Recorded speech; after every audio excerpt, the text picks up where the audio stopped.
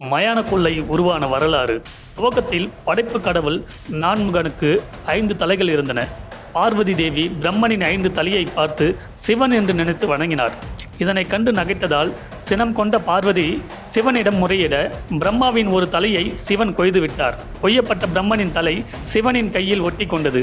அதையே பிச்சை பாத்திரமாக ஏந்தி ஈசன் பிச்சை எடுக்கும் நிலை ஏற்பட்டது. போடப்படும் உணவை எல்லாம் கபாலமே விழுங்கிவிட்டதால் உலகுக்கே படியளக்கும் ஈசனுக்கே உணவு கிடைக்கவில்லை. இந்த நிலையில் பிரம்மாவின் தலை கொய்யப்பட்டதற்கு பார்வதியே காரணமென கருதிய சரஸ்வதி தேவி பார்வதியை கொடிய உருவத்துடன் நீ இடமில்லாமல் அலைந்து புற்றையே வீடாக கொண்டு வாழ்வாய் என சாபமிட்டாள்.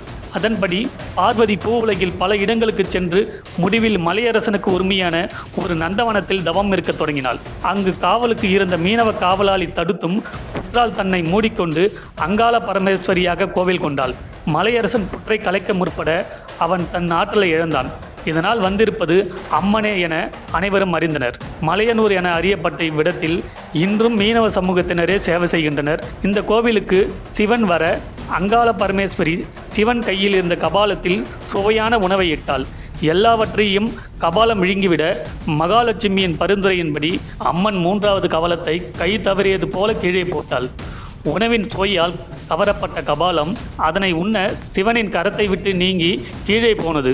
பிரம்ம கபாலம் மீண்டும் ஈசனின் கைகளை அறிய முடியாதபடி அதை தன் காலால் மிதித்து பூமியில் அழித்து விட்டாள். இந்த நாளே மயான கொள்ளை திருவிழாவாக தற்பொழுது கொண்டாடப்படுகிறது.